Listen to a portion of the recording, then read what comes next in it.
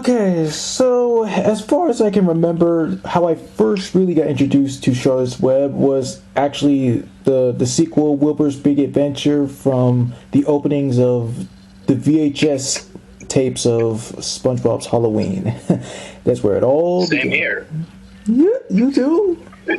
Like, I watched the second movie first. Like, that, I told you that the other day. Oh, I mean by the VHS part, I mean.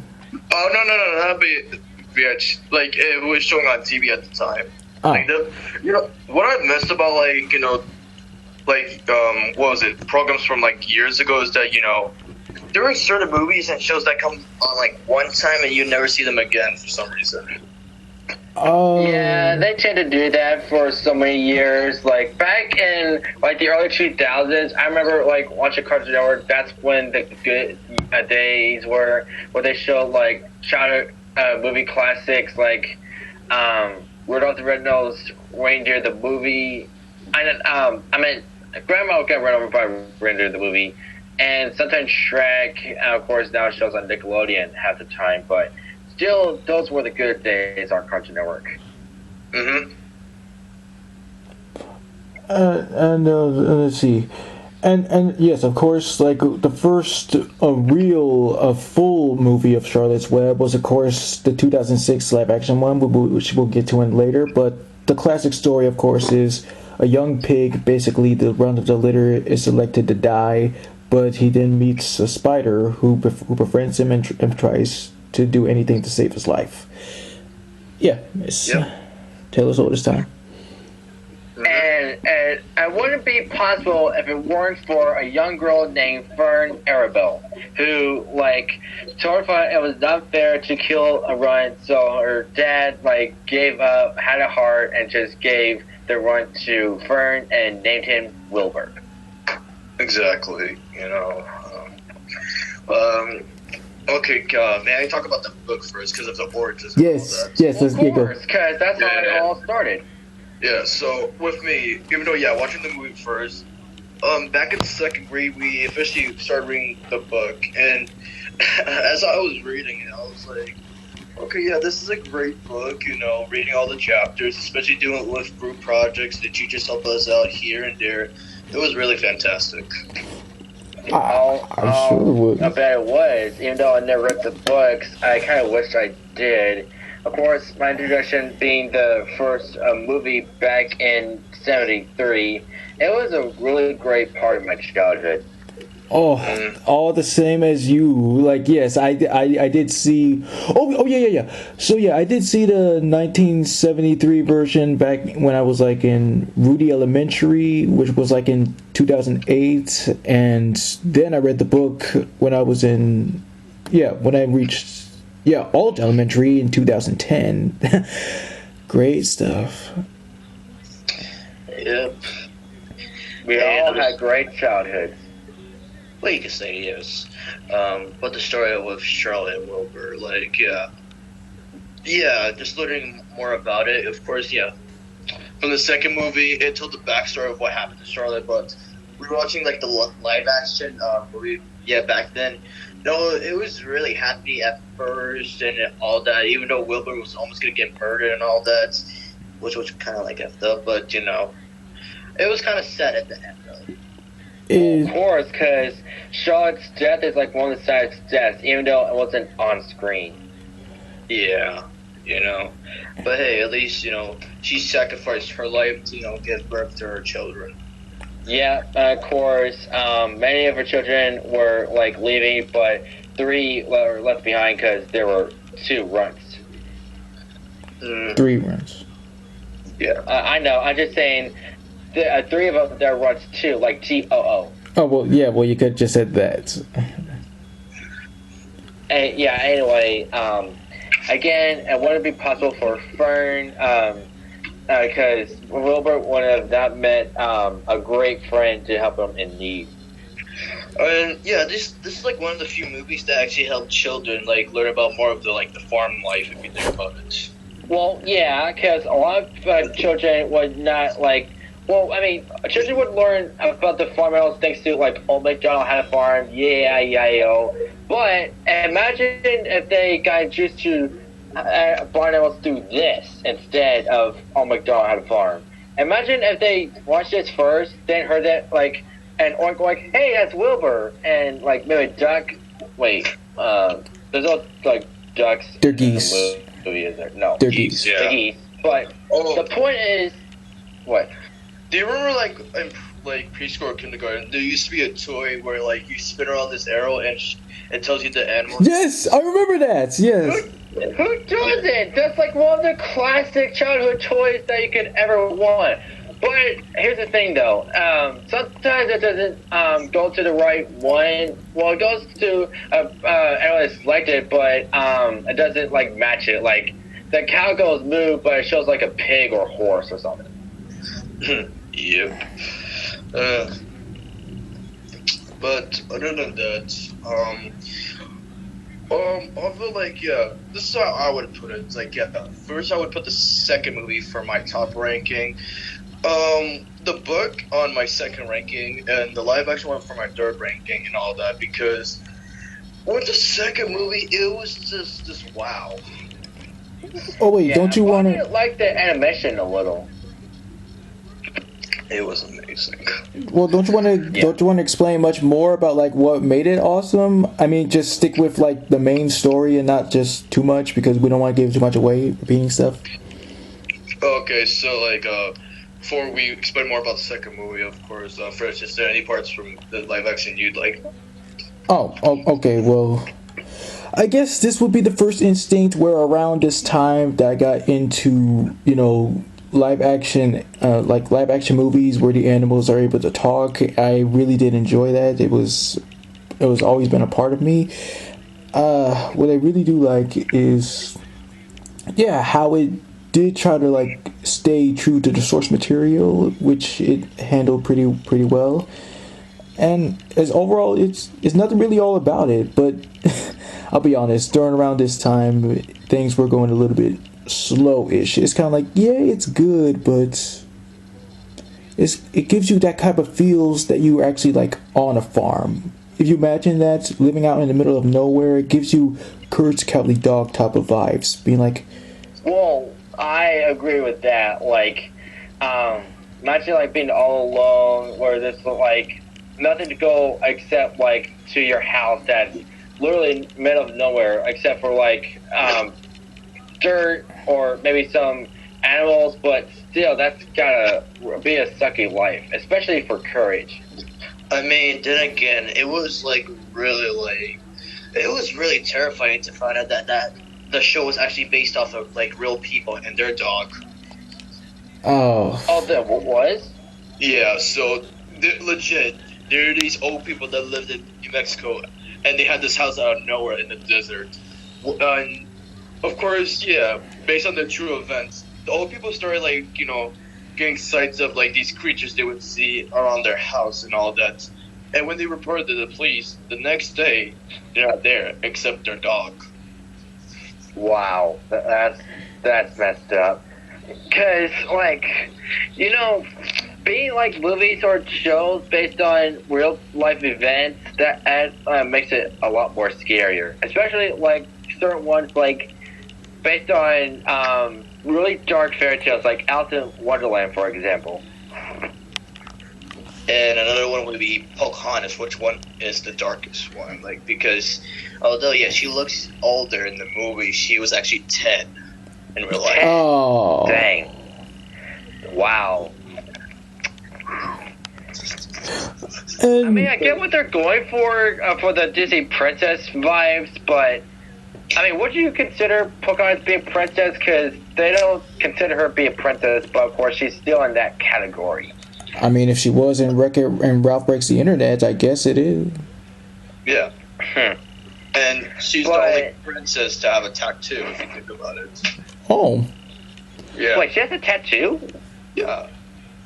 I didn't know that. Yeah, if you look at her arm, those, like, kind of like brown, like, lines you would see around her body, like, that's a tattoo. Topic. Let's get back to what we're talking about. And Bliss, from your side about like how you first got into the sequel. Okay, first, like, let me just go to the first movie again.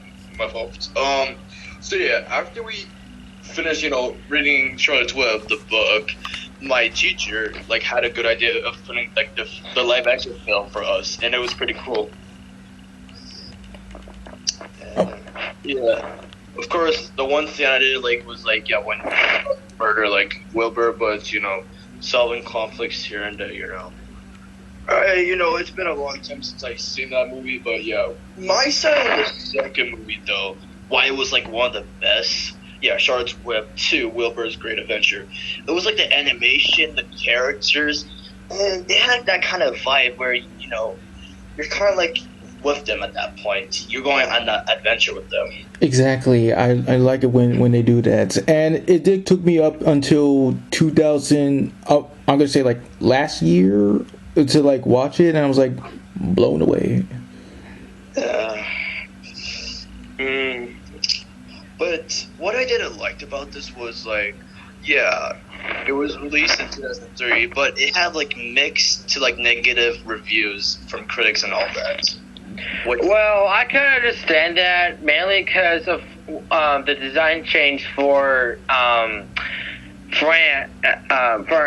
Because of course we all know her as a really sweet, kind person, but in the sequel, she's like really upbeat, and they give her an overbite and stuff, so they like tweaked her design and personality a bit. But I kind of don't mind because it really still looks good, but I kind of see what they're going for when they had mixed reviews. Well, fuck the critics, because either way, the Fern's design was perfectly fine. It's called evolution. That's the thing. Yeah. Yeah. And yeah, it was just like watching it multiple times as a kid. It was one of my favorite movies while growing up. Ours too. And like your guys' side about the second movie?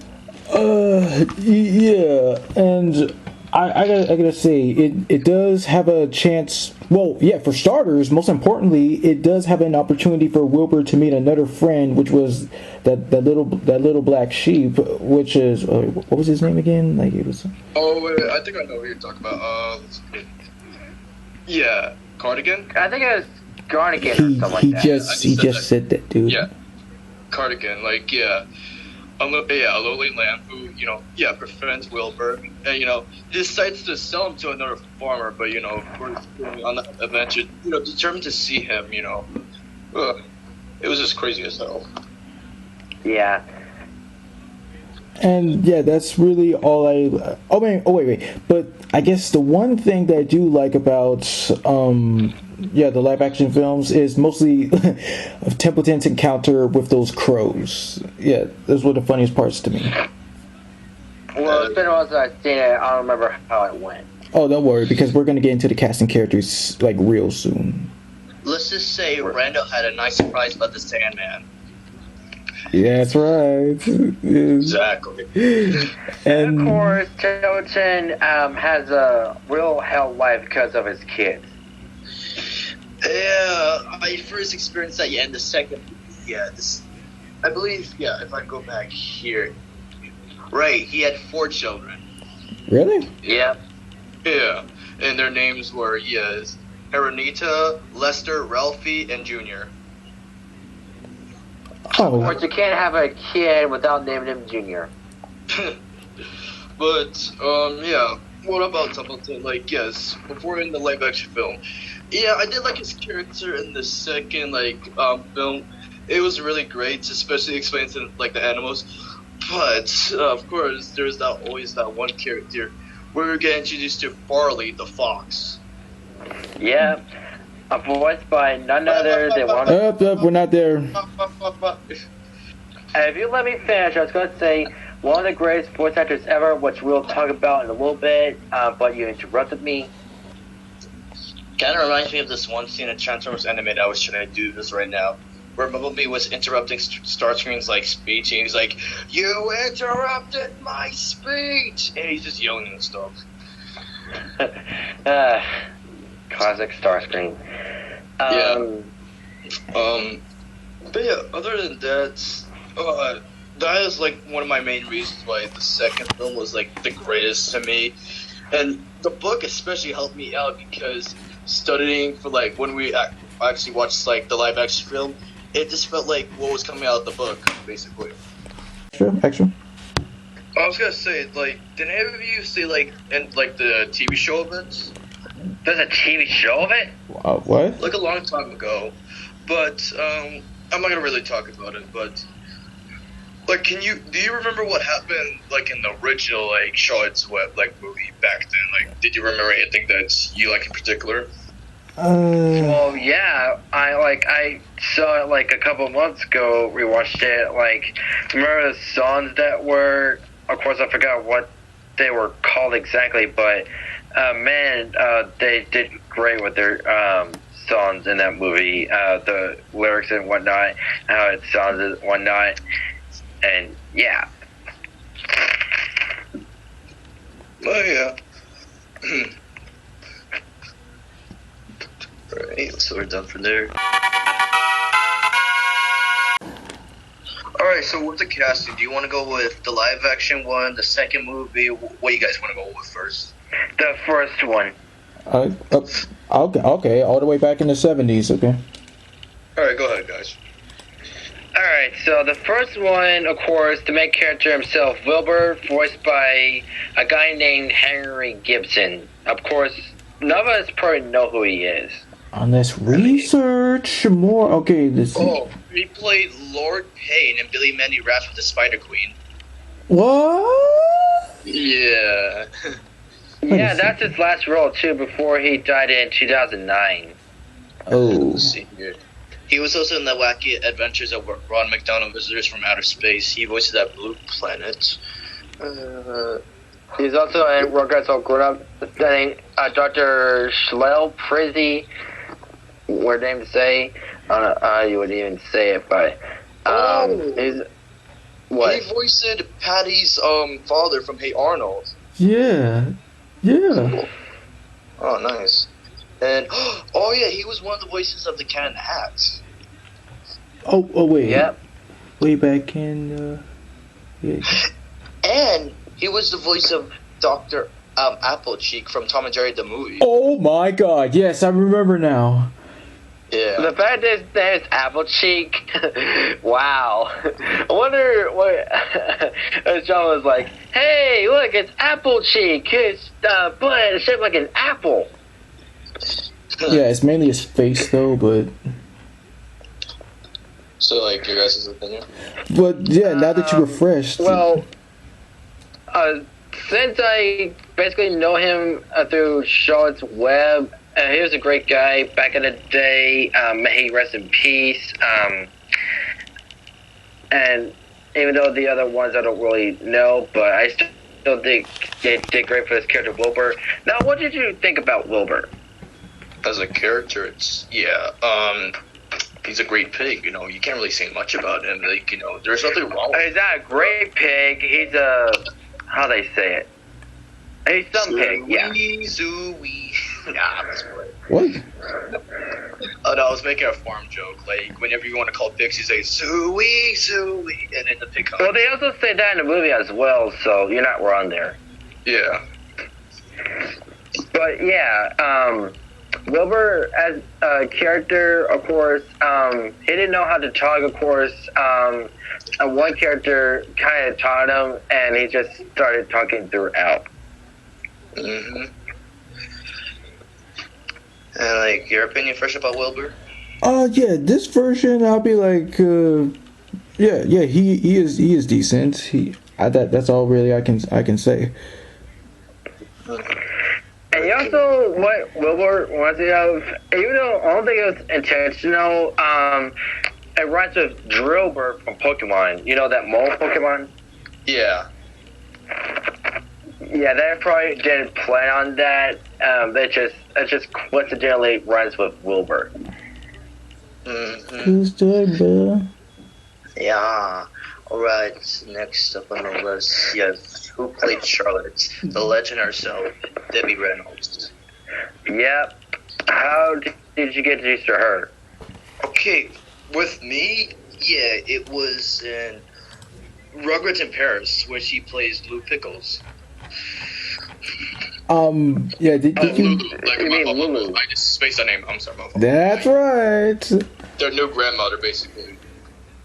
Yeah, of course, that was her, like, only appearance in the franchise. Anyway, yeah, Debbie Reynolds was, like, one of the legendary actors ever. Of course, her death happened in, what was it? I'm just looking at And you it know now. what's kind of sad? Like, I know with death and everything, it's kind of sad because her, along with her daughter, Carrie Fisher, who you may know as the OG Princess Leia, both died in 2016. Oh. Yeah, she, Debbie died in December 28th. And while her daughter sadly passed away in December 27th. 2017. Yeah, that's something. Wow. So she died first, then that's gotta really stink. Think about it. Like, first your daughter dies, then the next day the mother dies. Yeah, if you go on about it too much, you might become the next Grim Reaper. That's more saddening, but how I got introduced to her in live action, yeah, where she played Dan's mom from Roseanne. Right. Cause, in her character, she was kind of... Yeah, she was trying to kill Dan, but of course, you know, she just has to take her meds. Yeah. I mean, how did you guys get introduced to her? Besides Charlotte's Web, I think that's the only time I ever got introduced to her, really, was that. Oh, wait, no. I also got introduced to her in Rudolph the Red-Nosed rated movie where she played Mrs. Claus. I forgot about that. Not just Mrs. Claus, you know, she played, Mrs. Prancer. Oh, she did? I didn't know that. And she Wow. also played Mitzi, like, you know, Rudolph's mother. Whoa. I thought she only played Mrs. Rudolph, Mrs. in English, please, Mrs. Prancer. Anyway, besides those characters, she also, she did play Lulu in the whole franchise. I just didn't see that. Hey, Kenny, can you take out your hood? Are you familiar with an anime-ish movie called Kiki's Delivery Service? I will not answer that until you fix your mic. Oh, that's what you meant. And two, I've heard of that movie. Yes. I've heard of it, though, yes. Hello? Yes, hello. Yeah, hi, I'm Blitz. What's her name? But I've heard of Okay. that one. Didn't really get to watch it, you know. But she was also in The Penguins of Madagascar. Oh yeah, I saw that. I was going through behind the voice actors. So And she played Ted Kim Bennett is in Possible's... this movie. She also played Kim Possible's grandmother. Yeah, I saw that, and also in recordings in it. Cool. Oh yeah, and then Impossible. So that means that's the same grandmother. Like, cause I saw like a compilation of like dirty jokes of Kim Possible, and one of them like where Kim Possible was finding her nana, and Kraken's like, "Your nana as a grandmother, shut your mouth." Hmm. Because that was a reference to this like song for this black guy, and he's about to say "mother effer," and the backup singer say "shut your mouth." Yep, it's called Shaft. Yeah, I know about it. All right. Yeah. And her last role for voicing was great grandmother's glimpse ago in the '70s. Yes, and first, how did you get introduced to her? Yeah, I didn't really know much about her, but I guess it was the 70s Charlotte's Web. Alright then. But her performance as Charlotte, like the OG, she did really great. Yeah, she did. Yes, And if we No, go ahead. did an ornamental for Charlotte, I would it would be a blast to figure out what could take over the mantle. And like as for me, yeah, I really did like her voice for her. It made her really sound very sweet. But the one thing that I hated, the one thing that I didn't like is how she was presented as having antennas. It just really bugged me. Bug. Yeah, technically they're arachnids, but yeah, I get the I know, joke. but the antenna part, bug. Yeah, I get the joke. Well, yeah, I agree with you. Like, it doesn't make sense for her to have antennas, but I guess what they're going for, maybe, with her, just without the antennas, maybe it looked weird for them. That's probably why they added antennas to make her stick out, I guess. Yeah. Maybe. Otherwise, Charlotte herself is a really great character. Again, really sweet sounding, thanks to G. Reynolds, and yeah, it wouldn't be all possible because of her. And again, may she rest in peace. Both Charlotte and Debbie Reynolds. Alright, next one to Templeton. Yeah. Yeah, and I actually know the guy who voiced him in the Sunny's one. If you watched Bewitched, he played Uncle Arthur. I've heard of that show. Like, I know what channel it used to come on, but yeah. With my opinion, with Templeton, didn't really get to see much of his character throughout like the original movie. I just mostly like this character from the second movie. Yeah. Of course, his character is like, ow, why do you want me to do that for? Oh, you got me some food? Oh, lovely. It's kind of like that. Grandpa, did you forget to take your pills? What? What? Exactly, Grandpa. Why'd you say what? They speak English and what? Alright, Grandpa, time to take a rest. Anywayser, so yeah. My name is not Anywayser. My name is Blitz. Shut the F up. If you had real balls, you would say like a man. Suck it! Do it for justice, why don't you? Moving on. So yeah, Templeton will do anything for food, basically. And he barely wants to help and everything. Again, involved with food and stuff, and he doesn't really give a crap about Wilbur. Well, sure. Like that's how characters may be. They might not start out as you think they might, but it's called development. And over time, while they still may be that way, they might care in the end when they go through their development. Yeah. Of course, he still does the task anyway, like looking for words for Wilbur to fit. That doesn't have to do anything to make him sound delicious, like crunchy.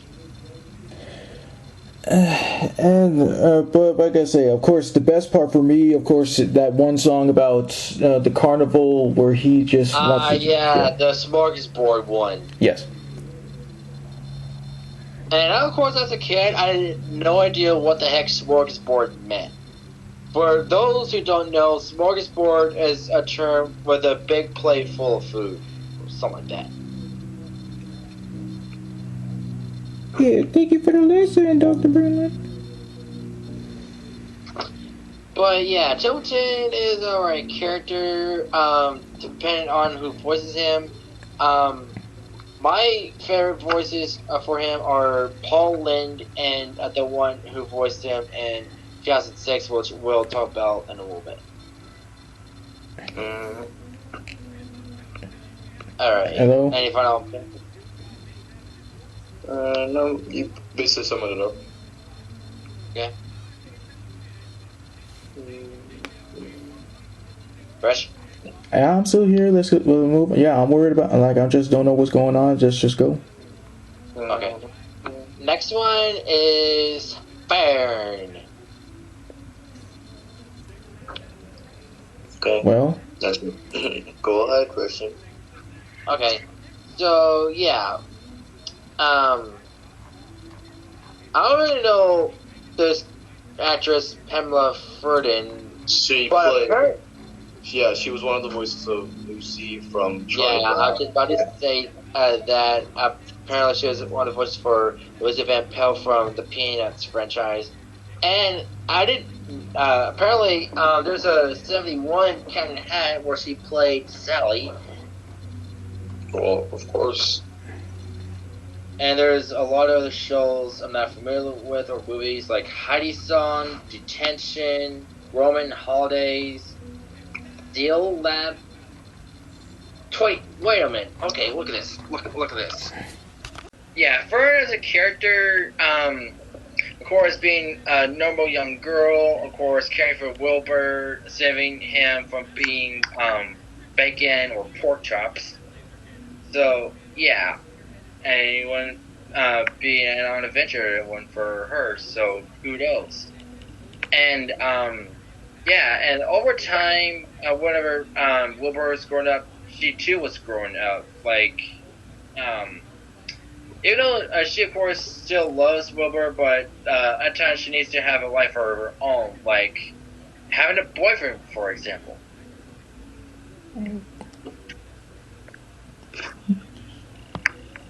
And your thoughts? With me again, with the second movie and the live action one, it proved to me like, yeah, Fern was like one of the nicest and sweetest characters throughout the films, and you can't go nothing wrong with her. She's like one of the best characters. Same as you. Agreed.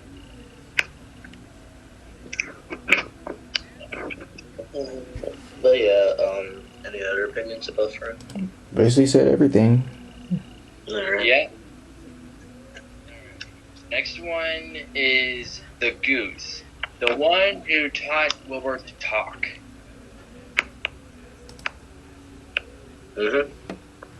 And the way she talks like that. I don't know what we call that. So you're saying that the goose is Today, Junior. Billy in the hallway. Anyway, what did you think about the Goose, Mother? Yeah, she was good. Yeah, of course. Being friendly, Wilbur, of course, having geese of her own. Of course, one of them didn't hatch because he got rotten, and that egg got crushed by Fern's brother, and it was turned into a stick bomb. Mhm.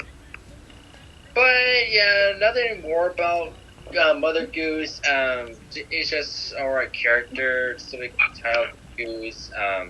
Nothing more I can say about her. Alright. Shut up, Discord. Anyway, next one is. You actually have your notifications on. Yeah, usually. Anyway, next up is Fern's father, John Arable.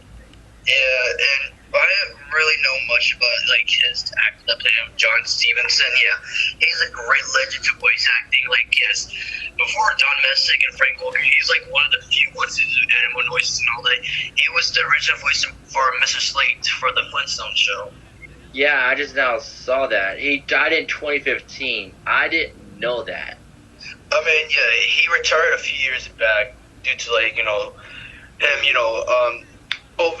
old age and all that. He was also the voice of Professor X in the 1989 show of X-Men, and he voiced multiple monsters in the original Scooby-Doo show. And speaking of Scooby-Doo, his last voice role was in Scooby-Doo Abracadabra-Doo in 2010, voicing the sheriff. He was also in the original Transformers G1. He was the voice of Cub, Thundercracker, Alphatron, and many more. Shut up! Really? That was him? Rude. If I had to grow up right now. And yeah, and Spider-Man is Amazing Friends. He was the voice of Shocker, Doctor Strange, Colossus, Loki, and much more. I can't believe that he was Cub. And because I got to see him in the 1986 movie, of course, that's how he debuted and stuff, but wow. I mean, he was a pretty good voice actor, I must say. He has a lot of roles, because in behind voice actors, it's 98 roles from 97 titles.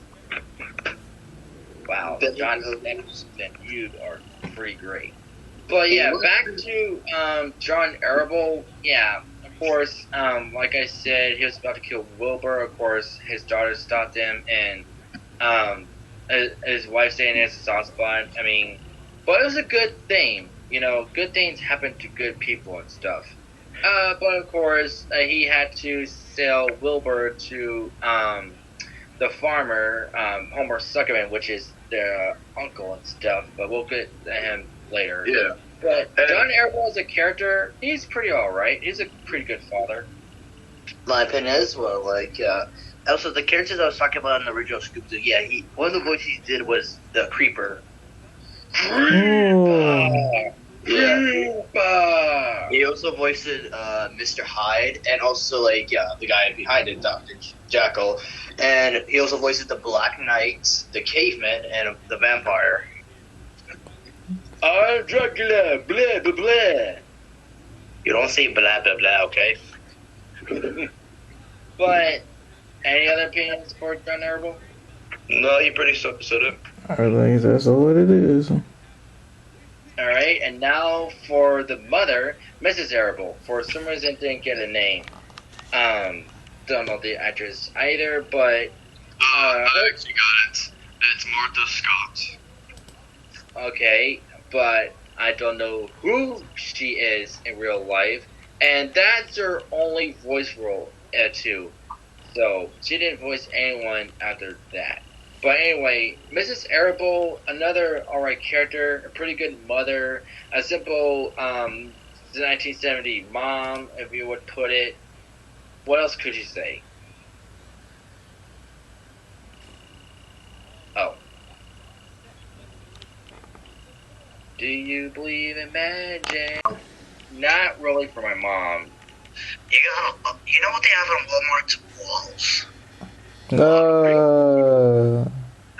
lot of great walls. You see blue and yellow every day until you go crazy and everything. Will you be able to get a wall buddy from regular show? That one episode? Yes, you will. Wait, wall buddy? What's that mean? Okay, if you okay, yes. I mean, like I would be able to explain, but we're running out of batteries. So. Let's go quick. So yeah, I agree with your opinion about your mother. And next up would be Avery. Yep, the brother of Fern. He first showed up. He showed up at the dinner table eating breakfast. Of course, he has a pet of his own, a frog. But of course, that jumped out of his buttoned-up shirt and just like caused a havoc. And then he later appeared at Zuckerman's farm, trying to catch Charlotte to add to his collection, but of course Wilbur stopped him, and that he was the one who caused the goose's egg to crack, because it was under Wilbur's fitting bend thing, and then he landed on it and just cracked, and just that's how it happened. And of course, we didn't see much about him except for like a couple scenes at the fair, like wanting money to do some carnival stuff, and mentioning that one big pig won first place and whatnot. Tristan. What? Oh, God. Yes, you responded to that. Cool. We'll go on. No, that's it. But apparently his actor was in Dr. Dolittle 3. Oh, really? Yeah, he played the ranch steer. Wow, he does not have much voice roles, but he's still alive and well. Look, it don't matter who has much voice roles or who don't. It don't matter. What matters is their legacy. Alright, the next one is Homer Zuckerman. Not Homer Simpson, Homer Zuckerman. Don't shut up. But go ahead. Yeah, he's got a lot of voice roles as well. I mean, he was the OG voice for the Lorax and Hulk, like one of the voices for Hulk. He's Huh. also in the Snorks. Oh, he also played another character. He played the Grinch. And he's also in Gremlins, voicing the Mugwai and Gremlins themselves as like the animal noises. He played Grey Babe. Cool. Oh, wow. Wait, was he the OG?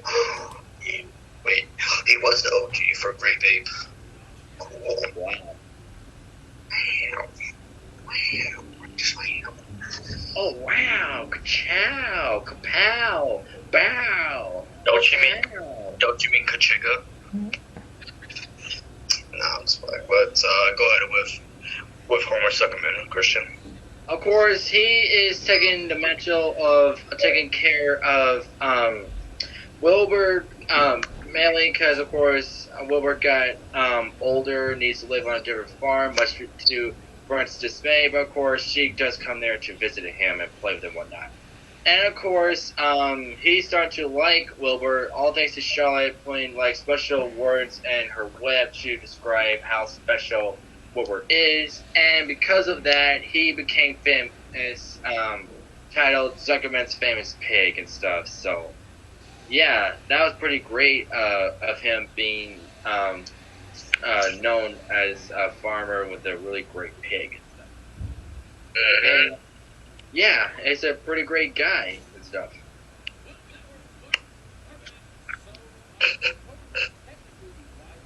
TikTok, we're losing batteries. Okay, next one. Hurry, your ass is up. Alright. Edith Zuckerman, the wife of Homer Zuckerman. Yeah, just a normal wife for your husband. That is so I did it. But, oh, I know one of her characters she played. In Tailspin, she played a character named Helga the Maid, because in an episode of that, Blue and his friend, wife, whatever, I don't know what the story is, but, yeah, and they were wanting to mention because he's like, because he had like an ancestry line, and there's this guy, like showing around to mention, but apparently all those other ancestors of his died of many deaths, and because they were the ones behind it stuff. And Helga like had some kind of accent and stuff, and yeah, she's pretty interesting villain and stuff. She was also in the original TMNT and DuckTales. One of her most notable roles from the OG DuckTales was Mrs. Beakley. Yes, which I prefer the 2017 adaptation. And she was also the voice of Medusa from the Fantastic Four show from 1978. Yep, and I just now saw that. And She was in the OG Strawberry Shortcake show. Strawberry Shortcake character name. She was one of the voices of Granny. Yep. Yeah, that's pretty cool. Alright, then. Next one. Zuckerman's assistant, Lurvy. Yay! Explain more. Yeah, he's just the one that helps around the farm and like feeding Wilbur and stuff, like helping Wilbur like build the great run to take to the fair and adding Zuckerman's famous pig and whatnot, and just a cool guy. Next is Jeffrey, the goose's son, who became friends with Wilbur and wanted to become a pig. And saying, all right, let me just sum it up for you. Yes, actor Don Messick, legend of Hanna-Barbera, voiced it. Yes, Jeffrey, the lamb, and most importantly, Uncle. And his because he voiced Melly before, and his lines were recycled in Scoob. I mean, you can't really blame it. No, it was both him, like his recycled voice lines, and Billy West voicing him. Oh, I didn't know Billy West voiced them in the actual movie. That's cool. Yeah. And so yeah, he voiced Boo Boo and Astro. Okay, yeah, Boo Boo, Scooby Doo, Bam Bam. Bam Bam, yes. What was it? What was I just thinking about? Hampton, yeah, from Tiny Toons. Yes. But yeah, I'll be back. Oh, Jeffrey is alright character. The lamb, I really don't know much about other than like being a son of the old sheep. But Uncle, it's just a minor character. Like Charlotte met him in the fair, like because she was curious about him, and because of how big he is, he won first place. All right, cool. All right, the last two characters, yes, Henry. Yep, Henry Fussy, a friend of Fern's, playing a violin. Of course, his mom wanted him to practice violin and whatnot, and put Wilbur down. Of course, that racked up the place a bit. And he appeared later on saying like a relative of his broke his glasses, and he appeared a lot older. And apparently, there is a relationship between Fern and him, so they might be boyfriend and girlfriend. And that's it. I was about to say, what were your thoughts about his mother? Just a minor character, being one of those mothers like, hey, you gotta do this and do that. Like, you're not gonna have fun. You gotta do this stuff and whatnot. All right, cool. All right, and that's where we end with the original cast. And now to the second movie. Okay. Oh yeah. Alright, so yes, first up, yeah, Wilbur. Yeah, I especially love this version. It was just the voice itself. It was so soothing and so relaxed. And it actually has two voice actors, but in the same movie. One is David Barron, but the animal noises are provided by Frank Welker. Well, yeah, because in the movie, he did majority of the animal noises. But yeah, his actor... I'm just explaining that, but do you know the actor?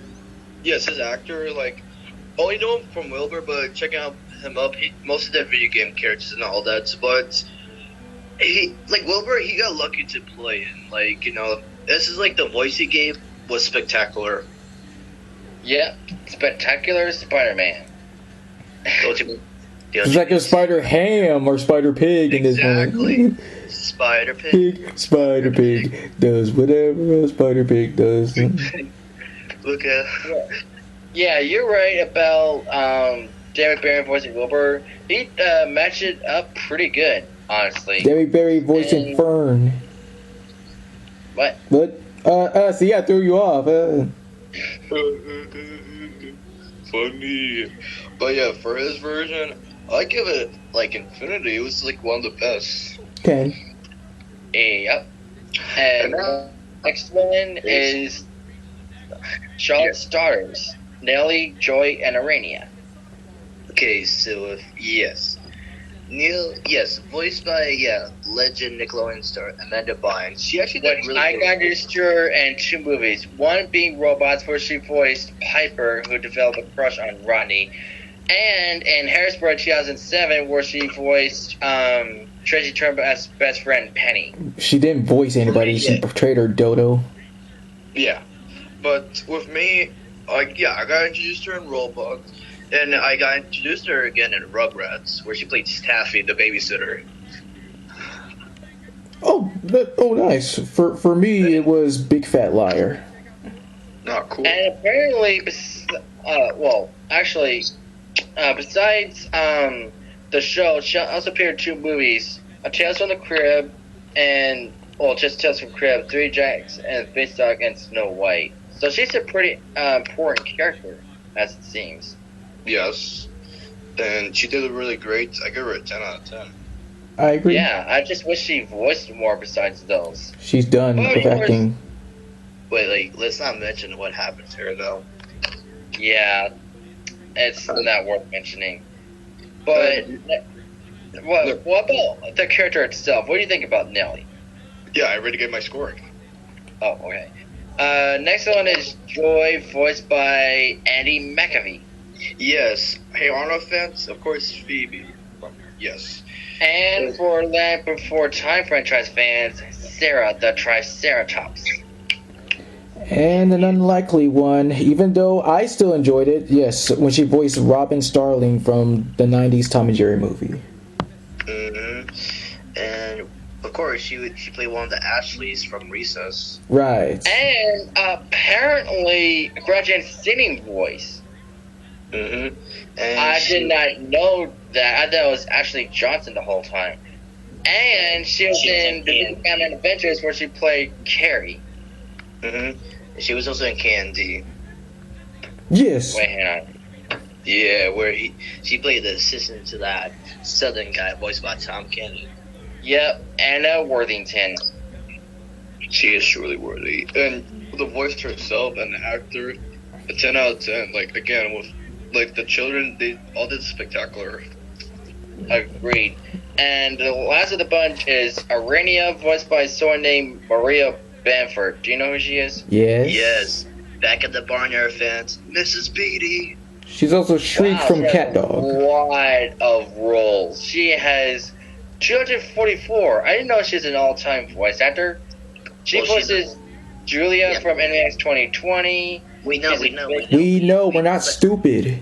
We know the actor for a long time, and yeah, Fresh, explain who she played in Cat Dog. Yeah, she was a Shriek. Yeah, part of the Greasers. Yeah. And she had a lot of roles in Adventure Time, which was pretty cool. And she's also Legend of Korra. That's pretty interesting. Oh, And she's one of the voices for Huntress Wizard. Do you know who she is? Yes, and I know Jenny Slate voice was other voice, and she was also in Kick Buttowski, where she plays Jackie. Oh, Wacky Jackie. Yep. But other than that, she played Button, the doggy. He's a doggy from Charlotte's Web 2. And Fern's mother as well. Wow. So she's a pretty great voice actress. We need to use her sometime in Ornamental. Me and Fresh did. We have. Wow, how dense can you get? And Okay, name one time you used her. I used her for Charmcaster. Okay. And Fresh, he used her for Starfire and Lexi Bunny. All right. Haha. But other than that, she was also in Hey Arnold as well. Wait. Yeah, I saw that through her parts. But Yes. yeah. Mm-hmm. Yeah, these three sisters, really great. Over 10, 100. Mm-hmm. All right, next one, Cardigan. Wilbur's new best friend. Yeah, I was pretty shocked to voice him in this movie. Yeah, the voice of Boots from Dora. Mm-hmm. And the same voice for Leo and Little Einsteins.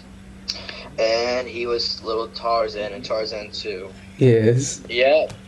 And those are his only voice roles, apparently. It don't matter. It's a good tell you, boy. But it doesn't matter because, yeah, overall with Cardigan, like, he did really great with. Yeah, what if it's Yep. just as kid friendly as he was in Boots? I mean, like he's just that good of a kid. I would say I just like his character a whole lot. Exactly. And now we move on to the main character herself, Fern, voiced by voice actor legend Debbie Derriberg. Yep. Brain blast to the lab. I think they already know who she is. I know, but I just wanted to say those lines. But yeah, as we mentioned earlier, she had a design and personality change, but I kind of didn't mind. I still think the character development was pretty good, and yeah, I just like this version of Vern. So 10. As I do, I like, my favorite version. And now in the second movie, the Goose finally has a name, Gwen. Yeah, I know, like, her character, the character herself and the actor that played it, Lorraine Newman. You may know her from The Fair Odd Parents, where she plays Mark's mother. She was also in Danny Phantom, where she plays Sam's mother. And she was the Wicked Witch from the 2017, Dorothy and the Wizard of Oz. Yes. Oh, that's cool. Yeah. And she's also in Dark McStuffins. I know a couple of characters she played. A literal cow was a cowgirl and a talking telescope. They made a telescope come to life. Mm-hmm. And she's also in Jungle Junction.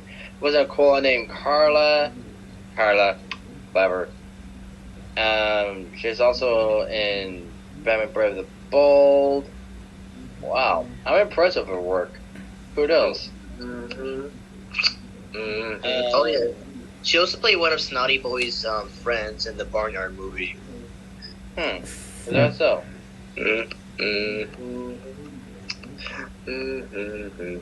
Alright, next one. Yeah. Bessie, which apparently, according to her friends and the farmer herself, that her milk is very sour. I just like the sass, though. What, did you take lessons from Bessie from Barnyard? Exactly, see. And her voice actor is John Lewis. Do you know her? Yeah, she was a regular show. Remember the episode for Pops' birthday? She played the Fun Zone employee in JP. You know, the dog character? Oh, yeah. Yeah. She also played, she played the grandma in Doc McStuffins, too. And apparently she was in Static Shock. She played Brick House. Oh, wow. Man. Oh, that's Wait, that one freaking song. Wait, hold on. Let me just see if this is true. What I'm searching. Oh, she played Hermes' wife in Futurama. Cool. Nice. Alright, let me just check for anything. Oh, yeah, she was in an Mortal Kombat movie from 1996. Yeah, pretty much. Oh, really? Mm-hmm. Wait, the first one or the crappy sequel? Rank if you He asked you a question. I am going to it right now because I just logged out of that. Yeah, 1996, the one where it says Defenders of the Realm. Oh, the animated one. Okay, that makes a lot more sense. Yeah. Alright, but Bessie herself, a really interesting character, 9. Oh, no fucking way. What? You know, I know the actor that played Mrs. Hurst. It's Johnny Bravo's mother. What? Yeah, because I used her, God Monster from Summer Camp Island for her attention, because because I didn't know who else to choose besides that, but of course I could have used Mrs. Hurst, but that's on the way now, but, yep. And she did indeed, and she played Scroopy and Smurfs in 1981. Which he was Dr. Mayle's assistant. Scruple. Oh. But god dang, that so shocked the freak out of me. I was like, what? Okay, I can't even hear him anymore. No offense, but it just blows the mind. That's fine. Who lives in a pineapple seas? Who's playing the actor? What? Exactly what you guys talking about? What? I mentioned. That's Poor Pants. What are you talking about? What are you talking about, Willis? Nah, I'm just playing. Wait, did you explain Mrs. Hirsch and Mr. Hirsch? Because it's been a while since I've seen the movie. I don't remember the characters for each, so.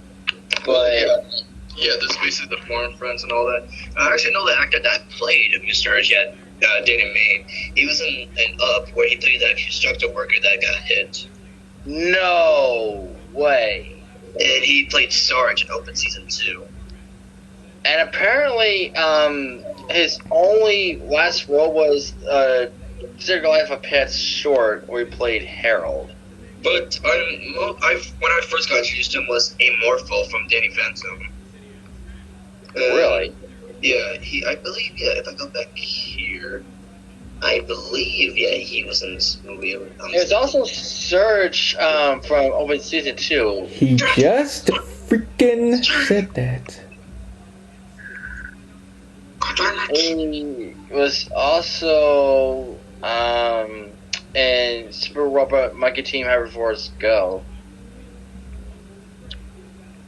Let's see. Oh yeah, he was in the OG Transformers series. Oh, he is? Yeah, he played Chase. Don't tell me. I'm gonna find out for myself. He's played Chase, Lightspeed, Mile Tracker, Freeway, and everybody else.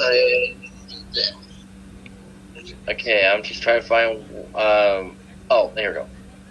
Oh, I didn't know there. Oh wait, yes I do, because of the toy line for Chase. Because I used to have a paper of, back in the day, whenever. Since back in action, he played the Robodog and Spy Car. Oh. Holy mother of Metroid! But go on. Zuckerman's voice actor Jerry Hauser apparently played adult Bam Bam. Bam Bam. Yeah. Cool. And he's also an original choice for playing Sandstorm and Sweep. Yes. That's it.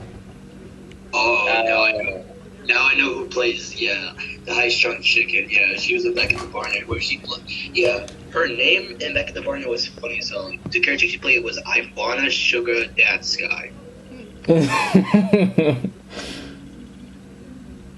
Ivana Sugar Death Guy. Wow. Who came up with that? And with Nico Funderman, voicing up its kids, the baby rats.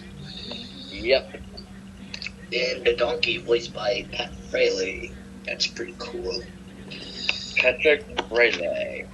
But we almost forgot the main man himself. Charlie Adler. Well, I mean, the other main man too. Rob Paulson. Yes. Yeah, Yep. Rob Paulson. Is that really the main antagonist? But is he only antagonist? So.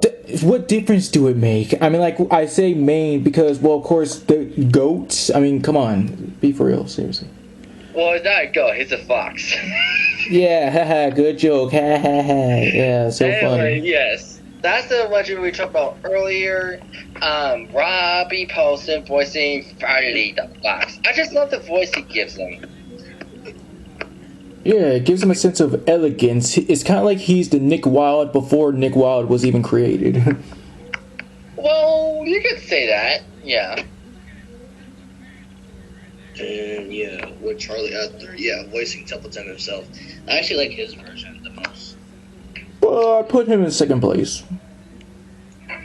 Good. Nice entrance. It's the best day of the entire year. Yeah, it's alright. But, another cow character voiced by Bridget Sienna. That's it. That's her only voice role. This was that's all of them. Originally covered all of them. Yeah, we're good. And now on to the 2006 live action movie. Okay, now that I'm freaking deaf, I need to go get my ears checked and then... Help me. I'm being captured here. I've been hostage for a while by this phobia, but it's alright. Go ahead. Oh wait, but I gotta stop. Now, no offense with the first one. I mean, I do agree with the second one, but in the 2006 one, that's where I really do believe that people have a chance to shine. A sense of ensemblage. Starting with, of course, with Dakota Fanning taking the mantle of Fern now. And, of course, everything that she's been in, she freaking nails it. First got to know her once again from The Cat in the Hat and other different works. She's just that awesome of an actress. Agreed. Yeah, and other than that, she's also in other movies like Coraline. Coraline. Coraline. My Neighbor Totoro, Ocean's 8. A lot of movies I'm not really familiar with. What a surprise there for all those innocent kids out there watching too. Yeah, Fanning is a really great actress. Boys, how did you get used to Dakota? Oh. Yeah? I'll put it in the private chat. Okay. I don't see anything. Oh, wait. Oh, seriously? Okay, now I'm being serious. It was the live action, Cat in the Hat. Nice. Nice. And of course, I was really surprised. How I got introduced to her in animation was Justice League Unlimited, where she played, Wonder Woman as a kid. Yep. Well, because this Prince guy turned wiped out every adult, and then his mom like brought the Justice League back as kids in order to feed him and stuff. But Dakota did pretty good as young Wonder Woman. And of course, another great role she did was taking the mantle of Lilo. Yes. Yep. And, One time, still just a glitch. and she played young Kim Possible from preschool. Yep. Only in the movie Such and Time. And have any of you ever seen My Neighbor Totoro? No. Maybe I might, because along with her sister also stars along too. Yes, Elf Benning. Ironically, okay, they did this on purpose. Two sisters voicing two sisters.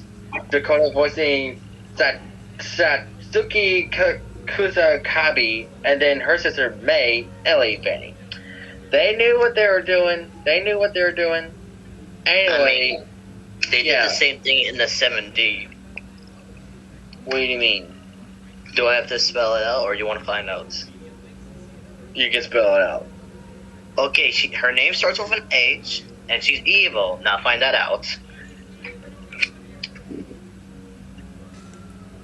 Oh, Hilga. Hildy. Hildy, sorry. I mean, she's the daughter of Ken Osborne, and and all that. And with Ozzy Osbourne, that was pretty cool to bring him along with his real life in this one episode where they all went to vacation. I actually did not see that. Oh, it was pretty cool, especially with Sneezy winning the show for them. Really? I? Yeah. Okay, but what do you think about Dakota's adaptation for Fern? She did a my eye. Yes, she stayed true to everything. She put her dangness into, of course, because she's just that awesome. Awesome. Exactly. Yeah. All right. Next. Well, Alright, so the person who voiced live action Wilbur is Dominic Scott Ray. K. Yeah. Yeah. He did really good. Yeah. What are you, German now? Yeah, man. He What are did. you, one of the German pigs from Shrek? Oh yeah, man. I am the German pigs. Oink oink. On this case, Gunther from Sing, but. Other than that, with his actor, I believe, he played Wilbur really good, as a child. Yep, because give him a young boy voice instead of an adult voice like in the cartoon movies. And besides him, he also voiced John Simpson from The Wild 2006, and he also voiced Butter in Air Buddies. He actually got the honor to be in one of the Power Rangers shows as a kid. Oh, is that so? Mm-hmm. Which one? Power Rangers Wild Force, where he played this random kid for an extra, which was pretty cool. Well, good for him. And this Wilbur, I gave it a 10. Same. Infinity, because since it's the one that I grew up with, is the most, the one that sticks to me. Alright, and now for the live action Charlotte the Spider, Julia Roberts. Okay, I'm done. Good. What would you say? No. Fred said stick to me. Okay, look, you get your mind out of the gutter. What gutter? No, I'm just okay. Well, Julia Roberts, a legendary actor. You may know her from the movie Wonder, a really sad movie. She was also in the Ant Bully, where I first got introduced to her. And she's also in the ever famous Pretty Woman. Pretty Woman walking down the street, pretty woman. And she was in Smurfs: The Lost Village, where she plays Smurf Willow. Yes. And she's also in Mirror Mirror, which is an adaptation of Snow White. And she's also in Hook, where she played live action Tinkerbell, which she did really good. Because At that time, that was before her own spin-off movie where she taught. Because of course, in the Peter Pan movies, the only way she could communicate was by doing that bell speech. And yeah, and her adaptation of Charlotte was pretty good, honestly. Even though my other favorite was Debbie Reynolds. yeah, thank you, Dave Reynolds. Hers is surprisingly very good. What's your thing? Yeah, I said this in freaking middle school when I was like, when I was being reminded of the movie when we saw a clip about it in class. I was like, well, she has a beautiful voice, and and I agree, she has the most beautiful voices in the world. Yeah, I see what they're going for, like, because Charlotte have a really lovely voice, and they want to do that again, but with Julia Roberts. So, yeah, they knew what they were doing. And, yeah, what's your interpretation of this version of Charlotte? Infinity. 10 out of Nice. 10. Me too. And next one is Templeton, voiced by Steve Buscemi. Buscemi. Sammy, god damn it, you little mother. No, I'm just playing. But of course, many of us got introduced to Steve through Monsters Incorporated, voicing. Actually, I got introduced to him somewhere else. What would you get introduced him in? I got introduced to him in this movie called IP. You mother F. No. I'm being serious, actually. You didn't let me finish. He was in this movie called IP Legends. Oh, I thought you were gonna say. Wait, I'm not gonna. You're not gonna trick me to say that, okay?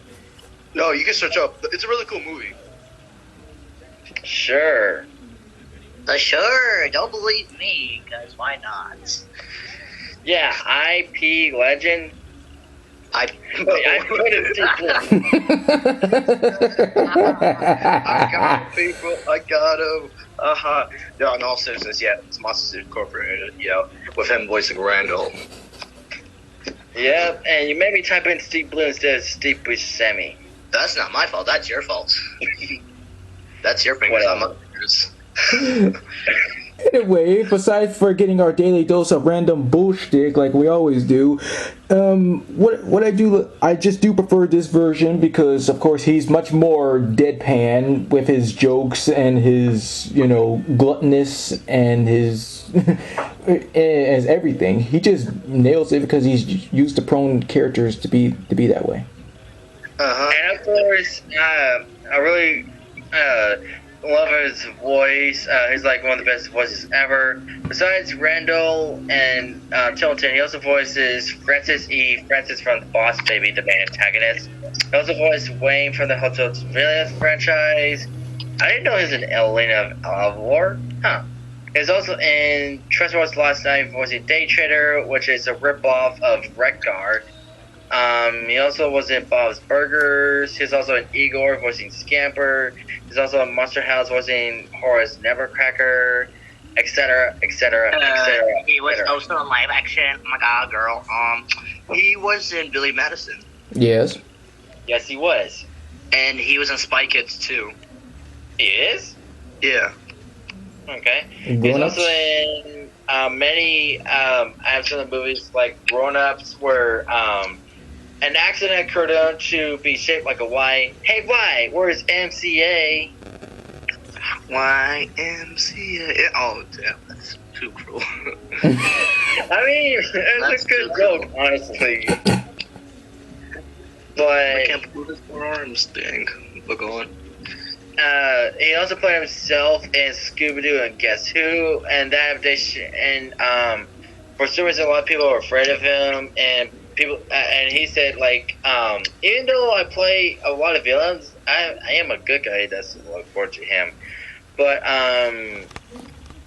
yeah.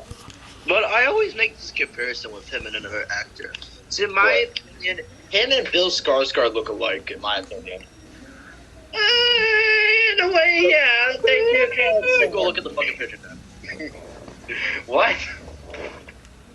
No, I'm just saying he looks like a young version of Steve Buscemi in my opinion. I mean, they could be boy brothers one time. You can say father and son, but okay then. But this version of Templeton and Affinity. Agreed. Because he said himself, the red rules. Alright, a new character added to the cast, Samuel the Sheep, played by legendary British actor John Cleese. Please, nice. Alright, go on. I gotta just, well, here's the thing though. I mistook him for another actor, which, looks like John Cleese, which I got just assuming Garfield killed two kitties, which I thought it was the same guy, but it turns out it was someone else. Well, yeah, for me, I first got introduced to him in Shrek 2. Same. Me too. But when I got to know more about this character, okay, the guy I mistook him for was Bill Colony. Doesn't he look like John Cleese to you? No. Well, to me it does. If you've seen him in Tale of Two Kitties, where he played the main antagonist Dargis, he kind of resembles him. But yeah, John Cleese, being one of the greatest British actors ever lived, and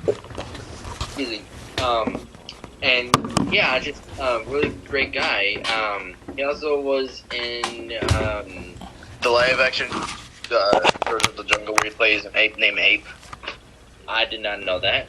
He was also in Trolls, where he played King Gristle Sr. He's also in many movies I am not familiar with. He's also in Over the Garden Wall. He's also in Planes, playing Bulldog. He's also in Planet 51. Actually, forgot about that one. He also played Dr. Oh, congratulations. You made him brain dead. Congratulations, I made him into a deadpan frog. Boring. Come on, speed it up a little bit. Ooh. Don't worry about Samuel the Sheep, but a great actor for John Cleese, Channel 10, yada yada. And apparently, Oprah Winfrey got to voice someone named Gussie the Goose. Yeah, it's Oh my God, yeah. Oprah! Don't let Josh You back get a next to her. cake, and you get a cake. We all get a cake. Yeah, fun fact about her, especially with Josh Peck. Like, Josh Peck is a big fan of her. Is that so?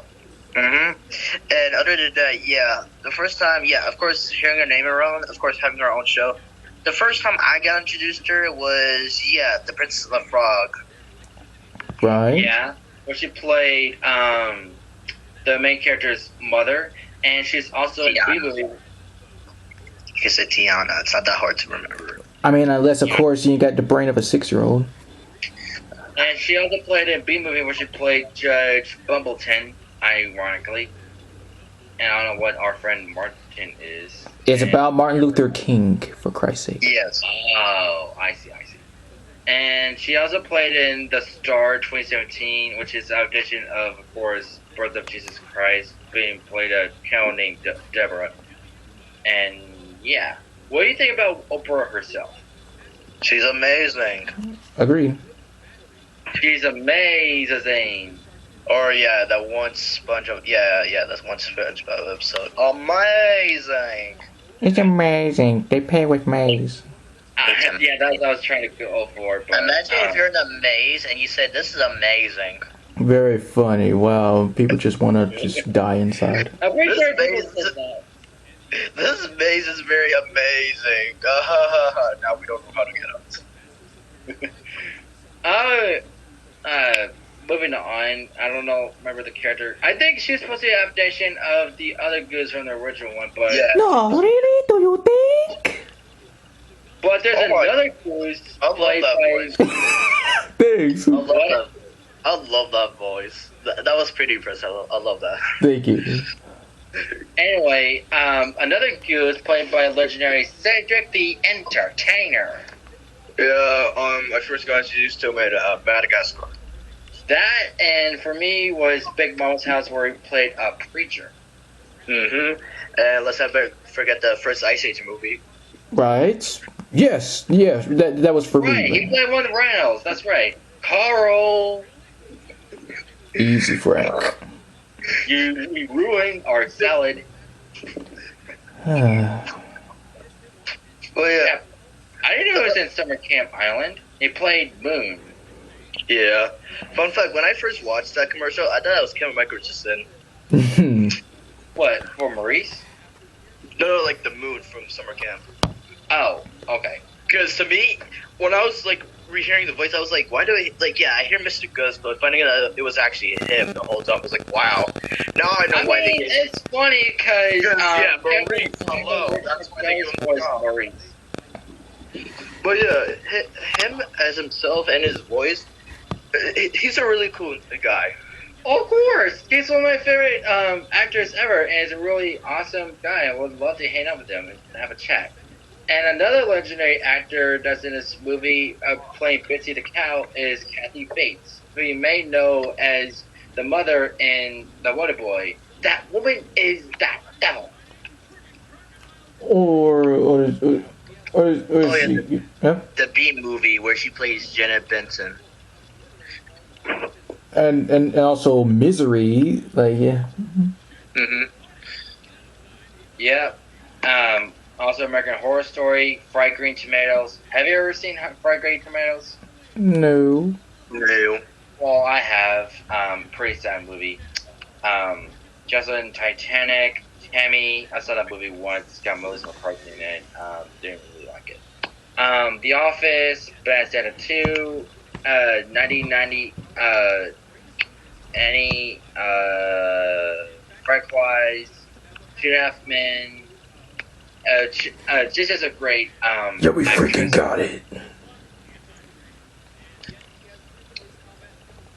Jesus Christ, I would love to listen to Christian Bale more often. Can I trade this Christian for this Christian? I actually have a real question for Christian. What? I think I asked this before. So if your name is Christian, if you're the Christian, Yes, are you you asked the this ultimate before, and we're not doing this crap again. Are you the ultimate Christian, Parrish? Don't start it, Blitz. Do you get like privileges since your name is Christian? Just asking. Move on to the next actor. To the next one. Reba McEntire. Yeah. Really rare for her to voice. Well, her first voice was in. What was it? Fox and the Hound 2, where she played Dixie. Which I first saw in my school watching with the kindergartners, which at first I thought it was Ashley Ball because her voice kind of sounded similar to Applejack, but later I learned it was actually Reba McEntire. Cool. And apparently she was in one of the Land Before Time movies, Journey of the Brave. And her last voice was in 2019 Spies in Disguise. Of course, I got just her surprisingly in the first Little Rascals movie, where she played. Of course, they thought it was a guy, but it turned out to be a woman. It was AJ Ferguson. Yeah, and she was a race car driver, and she was announcing the kart race. And apparently, Thomas Heading Church is in this movie. Oh yeah, so basically Randall from Monsters Inc. got a visit from both, yes, Sonny Bridges and Sandman. Yes. Yeah, we really talked about Thomas Heading Church over the hedge, really know his roles and everything, great actor, But yeah, Fresh, would you like to talk about Andre Benjamin? Yes, otherwise known as Andre 3000. Yeah, he's just one of the best dudes in the music industry. No way! Now was he brain? Oh, wait. Oh, okay. Well, explain what's cool so everyone can know. Okay, no, I guess not. Oh well. Well, yes. I guess I first did get to know him in here because I just recognize his voice. I just do like his voice overall, and I do like how he did create Class of 3000, and of course, yes, voice Sonny Bridges. Thank you, Blitz. And his other songs, I do like. What was it? Green Light. with John Legend. Yeah, and let's see other classic ones. Yeah, let's see. Let's see. Huh. I do know that he was part of Outkast, so there's that. So. But I guess Greenlight was just the only one that I did enjoy. And of course, the sheep. All three of them voiced by regular voice actors. Yep. First one being Joe McCrary. Yeah, he voiced the Baloo the bear, and yes, and Farmer Smurf from the Smurfs 2 movie. Yep. And also the first Smurfs. Yes. First. Ah ha ha ha ha! Good job. Ah ha ha! No. Alright, next. Brian Stipnick. Yes. We know him from The Loud House, Zack and Cody, Nicky Ricky Dicky and Don, and much more. I actually got introduced to him in Transformers 2007. Remember he was in that one? Yes, I remember that one. For me, how I got introduced to him was through, one of them was Kick Patowski. Oh yeah. Yeah, his dad. What I could also say, yeah, he was in Mixos. He actually got to play Skipper one time in a DreamWorks TV commercial. Ah, how about that? He was also in the reboot of Little Rascals, or basically a sequel reboot, I guess. Little Rascals Save the Day. Where he played like a dance character. Don't forget, like he played the dog from Over the Hedge. Yes. Oh yeah. Is it on? Yeah, it's on. Alright, so Fresh, go ahead first. Yeah, overall, I do appreciate getting to know a lot about Charlotte's Web, from the books to the movies to everything. It's a very interesting story. It's a very touching story about how not only people can mean well, but animals can too, because animals deserve some love and compassion and everything. That kind of stuff.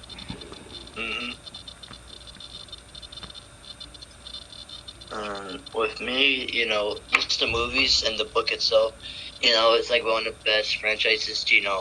It's like one of the best, like, converting to books to like the movies, kind of like was it the Magic School Bus, Driving Whoopi Kid, and much more. It's like a good franchise, basically, in my opinion.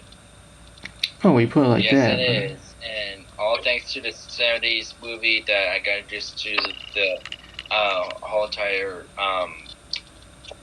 characters and whatnot, and I give it all an infinity and a million. Couldn't agree more. Y'all.